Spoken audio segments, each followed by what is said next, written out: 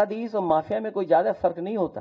आप डिक्शनरी उठा के देख लो भाई डिक्शनरी तो आपको भी उठा के देखनी पड़ेगी। अपने संस्कार के अनुरूप धर्माचार्यों को ये माफिया बोलते हैं। औरंगजेब की आत्मा सचमुच इनके अंदर घुस चुकी है। औरंगजेब की आत्मा इस कदर घुस चुकी है कि भारत की धर्म और संस्कृति के प्रतीक धर्माचार्यों को ये माफिया कहते हैं। मुख्यमंत्री ने कहा है कि सपा और अखिलेश यादव अपराधियों में भी जाति और पीढ़ी ढूंढ रहे हैं, क्या कहेंगे सर? अभी ताजा बयान है। मठाधीश और माफिया में कोई ज्यादा फर्क नहीं होता।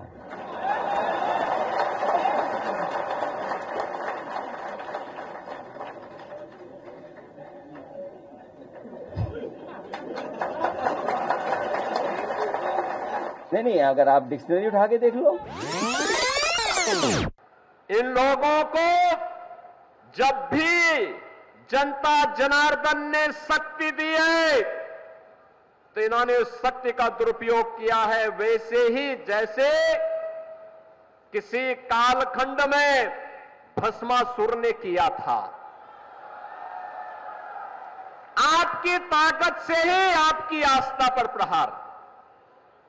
अगर केंद्र में कांग्रेस की सरकार हिंदुओं को दबाने के लिए सांप्रदायिक विरोधी कानून लाने का काम कर रही थी, देश में राम सेतु को तोड़ने का कार्य कर रही थी, अयोध्या में राम मंदिर के मार्ग में बाधक बन रही थी, देश के अंदर कश्मीर में उग्रवाद को पनपा रही थी, देश की सुरक्षा में सेल लगाने का काम कर रही थी, तो समाजवादी पार्टी भी तो उसी के नक्शे कदम पर चल रही थी, उसी नक्शे कदम पे चल रही थी।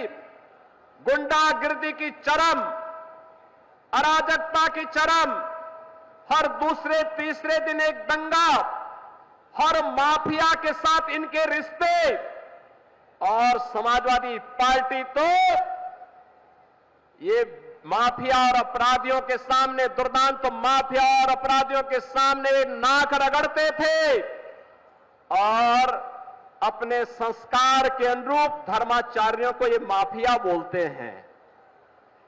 इनकी प्रवृत्ति तो देखो, औरंगजेब की आत्मा सचमुच इनके अंदर घुस चुकी है। औरंगजेब की आत्मा इस कदर घुस चुकी है कि भारत की धर्म और संस्कृति के प्रतीक धर्माचार्यों को ये माफिया कहते हैं।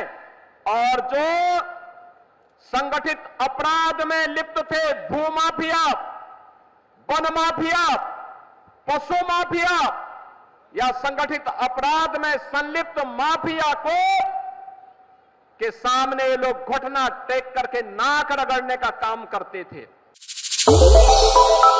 श्रेष्ठ भारत पर खबरों से जुड़े रहने के लिए चैनल को सब्सक्राइब और लाइक करें, बेल आइकन दबाएं और देखते रहें श्रेष्ठ भारत।